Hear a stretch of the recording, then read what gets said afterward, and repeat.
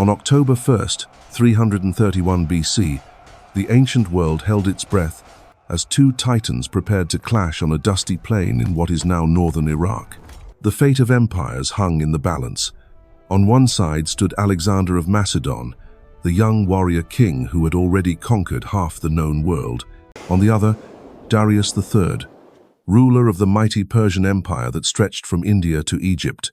What unfolded that day would shake the very foundations of civilization and change the course of history forever. The morning mist clung to the plains of Gaugamela as the largest armies the ancient world had ever seen faced each other across a carefully prepared battlefield. This was no ordinary confrontation. This was the moment when East would meet West in a collision so violent, so decisive, that its echoes would reverberate through the centuries. The stakes could not have been higher. Victory would mean dominion over the known world.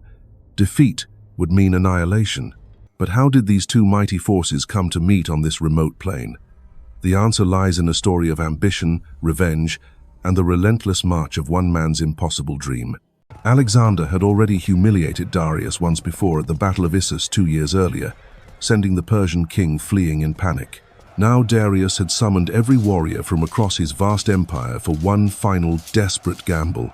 This time he would not run. This time he would crush Macedonian upstart, once and for all. The journey to Gaugamela began months earlier, as Alexander led his battle-hardened army through the scorching heat of the Syrian desert. His choice proved brilliant of route wool beyond measure. Instead of taking the direct southern path to Babylon that everyone expected, Alexander chose the northern route through Mesopotamia. This unexpected maneuver caught the Persians completely off guard. They had prepared their defenses for an attack from the south, but Alexander was already slicing through their heartland from an entirely different direction. The psychological warfare began even before the armies met. As Alexander's forces crossed the Tigris River in late September, the heavens themselves seemed to take notice. A near-total lunar eclipse darkened the sky on September 20th, casting an eerie red glow across the landscape. The superstitious soldiers of both armies watched in awe and terror as the moon appeared to bleed. The Macedonians saw it as a sign of divine favor, while the Persians whispered of impending doom. Alexander understood the power of such omens. He called his men together and spoke of the eclipse as Zeus himself blessing their cause. His words rang across the camp with the confidence of a man who believed destiny was on his side. But Darius too knew how to read the signs. In his golden pavilion, surrounded by the treasures of a dozen conquered nations, the Persian king made his own preparations for what he knew would be the battle of his lifetime. The Persian war machine was unlike anything the world had ever witnessed. Darius had spent 2 years gathering forces from every corner of his empire. Warriors came from the snow-capped mountains of Bactria, the burning deserts of Arabia, and the fertile valleys of Mesopotamia. Indian war elephants trumpeted in their enclosures, while Scythian horsemen practiced their deadly archery. Greek mercenaries, veterans of countless battles, sharpened their weapons alongside Persian immortals whose discipline was legendary. The numbers were staggering. Modern historians estimate that Darius commanded somewhere between 100,000 and 200,000 troops. Some ancient sources claim the figure was closer to 1 million, though this seems impossibly high. What is certain is that Alexander's army was outnumbered by at least 3 to 1, possibly 5 to 1. Any reasonable commander would have sought terms, negotiated a settlement, or retreated to fight another day. But Alexander was not reasonable. He was something far more dangerous.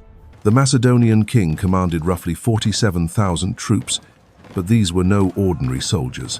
They were veterans of a dozen campaigns, hardened by years of constant warfare. The core of Alexander's army was the famous Macedonian Phalanx, 9,000 heavy infantry armed with 18-foot spears called sarissas. These men could stop a cavalry charge dead in its tracks and advance like an unstoppable wall of bronze and steel. Beside them marched the hypaspists, the elite shield-bearers who served as Alexander's personal guard.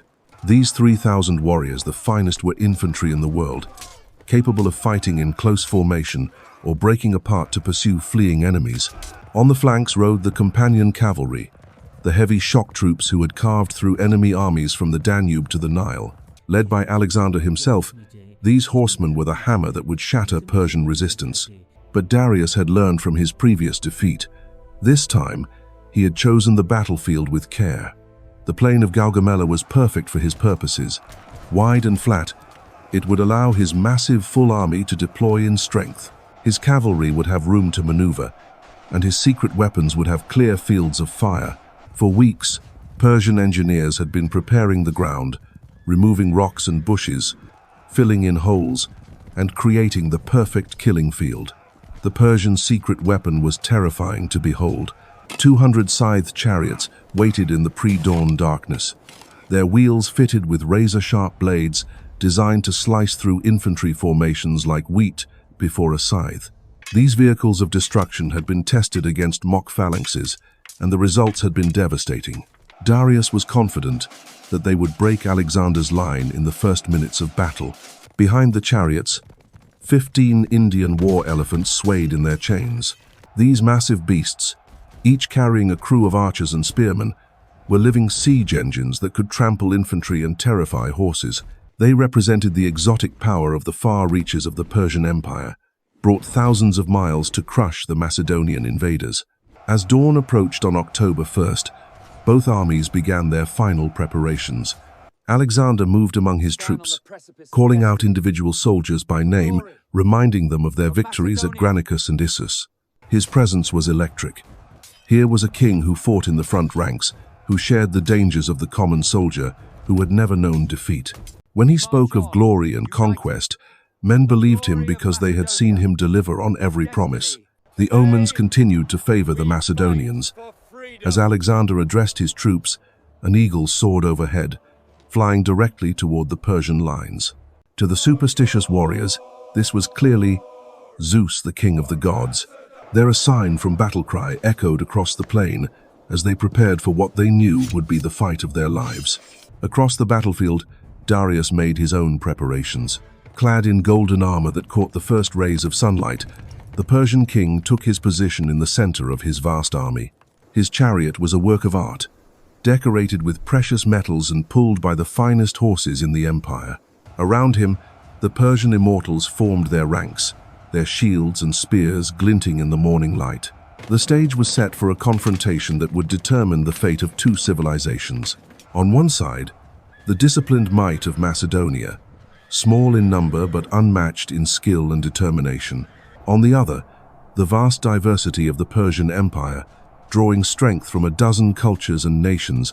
The ground between them would soon run red with blood, as the greatest military minds of the ancient world put their strategies to the ultimate test. The tension was suffocating as the two armies faced each other across the plain. Alexander had spent the night before the battle in restless preparation, studying maps and consulting with his generals until the early hours. His tactical genius was about to be put to its greatest test.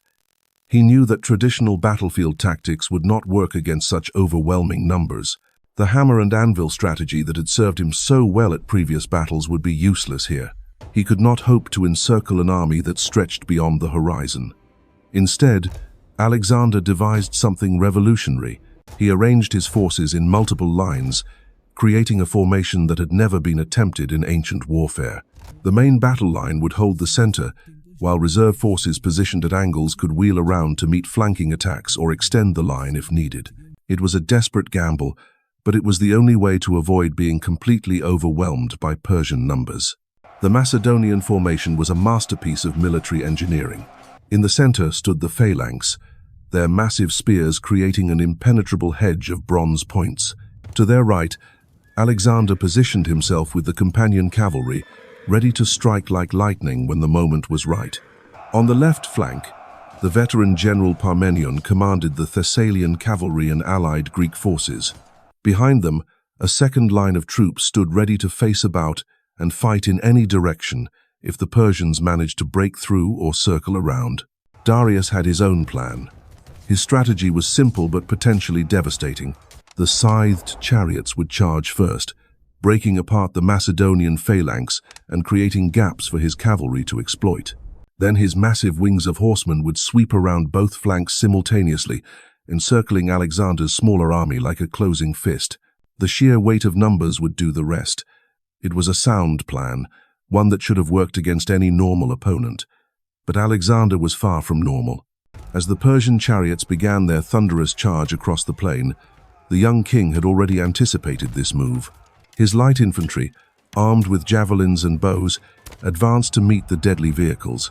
The Agrianian javelineers and Cretan archers had trained for this exact moment. As the chariots bore down on them, they unleashed a storm of projectiles that brought down horses and drivers alike. Those chariots that survived the missile barrage found themselves facing an even more ingenious defense. Alexander had drilled his phalanx in a tactic that seemed impossible. As the scythed chariots crashed into their line, the Macedonian infantry did something that defied every instinct of warfare.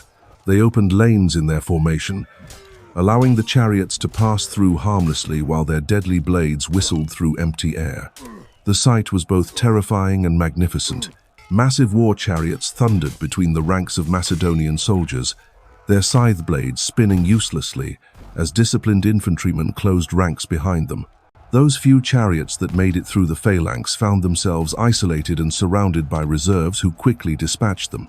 Darius watched in growing horror as his secret weapon was neutralized with almost contemptuous ease. The failure of the chariot attack was only the beginning of Persian troubles. Alexander had studied his enemy carefully, and he understood that Darius commanded not a unified army but a collection of different peoples with different languages, different fighting styles, and different levels of commitment to the Persian cause. Communication across such a diverse force was difficult even in the best circumstances. In the chaos of battle, it would be nearly impossible. As the morning wore on, the real battle began to unfold. The Persian wings advanced, trying to envelope Alexander's flanks just as Darius had planned. But Alexander had prepared for this as well. His angled reserve formations wheeled out to meet the threat, extending his battle line and preventing the encirclement. The fighting was fierce and desperate, with cavalry charges crashing against infantry squares while archers filled the air with deadly volleys. The key to Alexander's plan lay not in holding his ground, but in creating the perfect opportunity to strike. While his flanks held firm against overwhelming odds, Alexander began one of the most audacious maneuvers in military history. Leading his Companion Cavalry, he started moving toward the right edge of the battlefield, drawing more and more Persian cavalry after him like a magnet attracting iron.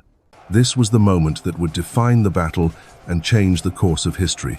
Darius, watching from his golden chariot, saw Alexander's movement and ordered more troops to pursue the Macedonian king.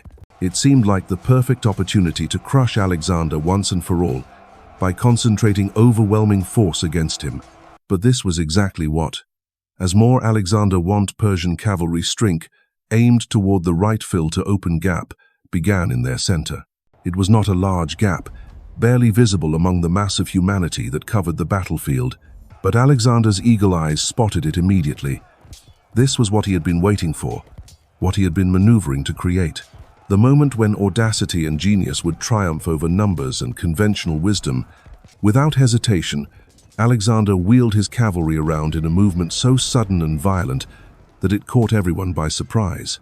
The Companion Cavalry, followed by the elite hypaspists and 4 battalions of the Phalanx, charged directly at the gap in the Persian center. It was a move of breathtaking boldness, leading his most elite troops straight into the heart of the enemy army. The charge was like a thunderbolt from Zeus himself. Alexander's horsemen crashed into the Persian center with unstoppable force, their long lances piercing armor and flesh as they carved a bloody path through the ranks. Behind them came the hypaspists, their shields locked and their short swords ready for close combat. The carefully ordered Persian center began to dissolve into chaos as panic spread through the ranks. Darius found himself face to face with his greatest nightmare. The young Macedonian king was charging directly toward him, his bronze light, armor gleaming in the sun, his spear aimed at the Persian royal standard. The distance between them closed with terrifying speed as Alexander's cavalry smashed through the last line of defenders. For a brief moment, the fate of 2 empires hung on the courage of individual warriors locked in single combat. The personal duel between the 2 kings never quite materialized, but it came close enough to send shockwaves through both armies. Alexander hurled his spear at Darius, the weapon passing so close to the Persian king that it struck down his charioteer instead. The sight of their divine ruler under direct attack was more than the Persian troops could bear. The center of their army, which had held firm for hours, suddenly collapsed like a house of cards. Darius made the same fatal mistake he had made at Issus. Faced with the prospect of capture or death, he chose flight. His golden chariot wheeled around and raced toward the rear, abandoning his army in its moment of greatest need. The sight of their king fleeing was the final blow to Persian morale. What had been an orderly retreat became a panicked rout as soldiers threw down their weapons and ran for their lives. But the battle was far from over. Even as the Persian center collapsed, fierce fighting continued on both flanks where Parmenion's forces were hard-pressed by superior numbers. The Thessalian cavalry fought with desperate courage against wave after wave of Persian horsemen, while the Greek allies held their ground against impossible odds. The outcome of the entire battle still hung in the balance, as Alexander's pursuit of Darius left his flanks dangerously exposed. The crisis came when Mazaeus, Darius's most capable general, launched a devastating counterattack against Parmenion's beleaguered left wing. The Persian cavalry struck like a hurricane, their curved swords flashing as they carved through the Thessalian ranks. For a terrifying moment, it seemed as though Alexander's brilliant gamble might cost him everything. His army was split in two, with his best troops pursuing Darius while his flanks crumbled under relentless pressure. Parmenion, the grizzled veteran who had served Alexander's father Philip, found himself fighting for his very survival. The old general had seen countless battles, but nothing had prepared him for the fury of the Persian assault. His messengers raced across the battlefield, desperately trying to reach Alexander with urgent pleas for reinforcement. Thessalian horsemen, renowned throughout Greece for their skill, were being systematically destroyed by superior numbers. The Persian left wing sensed victory within their grasp. Led by Besrap of Bactria, the Sept pressed their attack with renewed fury. These were not the soft courtiers of Persepolis, but hardened warriors from the steppes, men who had learned to fight before they could walk. Their horses were swift as the wind, their archery deadly accurate, and their hunger for Macedonian blood was insatiable. Alexander faced an impossible choice. Behind him lay Darius, and the promise of total victory. The Persian king's flight had already begun to unravel the enemy center, and one final push might end the war entirely. But to his left, Parmenion's desperate situation threatened to turn triumph into disaster. If the left wing collapsed completely, the Persians could wheel around and attack the Macedonian rear, trapping Alexander's forces in a deadly vice. The young king's decision would define not only the battle but his entire legacy. Lesser commanders might have hesitated, paralyzed by the magnitude of the choice. But Alexander's genius lay not just in his tactical brilliance, but in his ability to make split-second decisions under the most extreme pressure. He could hear the clash of steel and the screams of dying men from Parmenion's position, and he knew that loyalty to his troops must come before personal glory. With a curse that would have made his tutor Aristotle wince, Alexander abandoned his pursuit of Darius and wheeled toward the chrysasoled his cavalry back. The Companion Cavalry, their horses lathered with sweat and their lances dripping with Persian blood, followed their king without question. They had learned to trust his judgment absolutely, even when it seemed to defy common sense. The ride back across the battlefield was like a journey through hell itself. The ground was carpeted with the dead and dying, their blood turning the dust into crimson mud. Broken chariots lay scattered like the toys of giants, their wheels still spinning slowly in the desert wind. The air was thick with dust and smoke, making it difficult to breathe, while the screams of wounded horses added their own terrible music to the symphony of war. As Alexander approached the left wing, the true scale of the crisis became apparent. The Thessalian cavalry, once the pride of northern Greece, had been reduced to scattered bands fighting desperately for survival. Their formation had been shattered by repeated charges, and they were being methodically hunted down by Persian horsemen who showed no mercy to the wounded or the fallen. Parmenion himself was surrounded by a small knot of his personal guard, their shields locked as they faced death with the stoic courage of veteran soldiers. The old general's sword was notched and bloody, his armor dented by countless blows. He had already accepted that this might be his final battle, but he was determined to sell his life dearly and take as many enemies with him as possible. The sight of their beleaguered comrades sent a surge of fury through Alexander's cavalry. These Persians had dared to threaten their brothers in arms, had spilled Macedonian blood on foreign soil, had shown the audacity to believe they could defeat the sons of Philip. The Companion Cavalry lowered their lances and charged with a roar that echoed across the plain like thunder from Mount Olympus. The impact was devastating.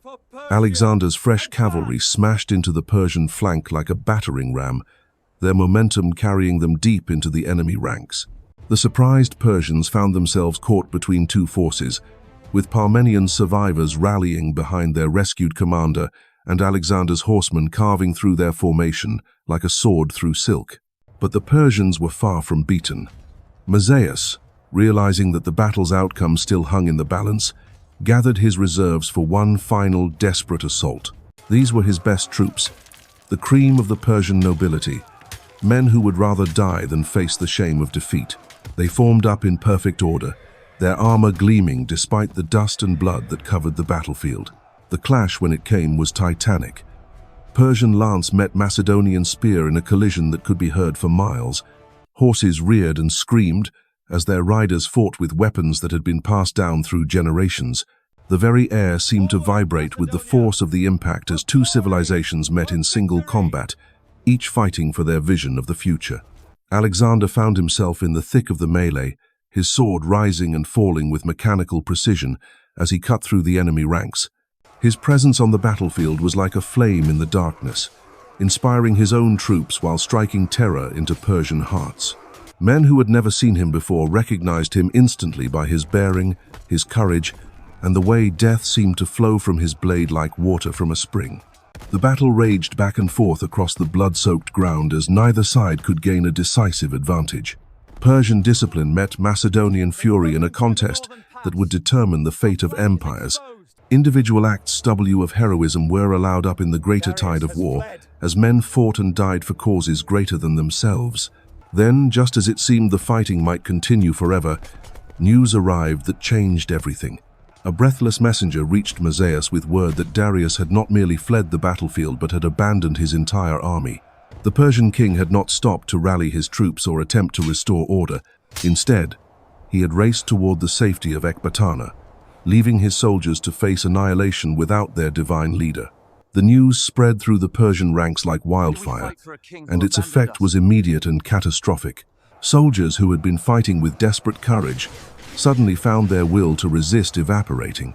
What was the point of dying for a king who would not even stay to share their fate? The carefully maintained discipline of centuries began to crumble as unit after unit broke ranks and fled toward the horizon. Mazaeus himself, the last hope of Persian resistance, made the pragmatic decision that would save thousands of lives. Rather than continue a hopeless fight, he signaled the retreat and began an orderly withdrawal of his remaining forces.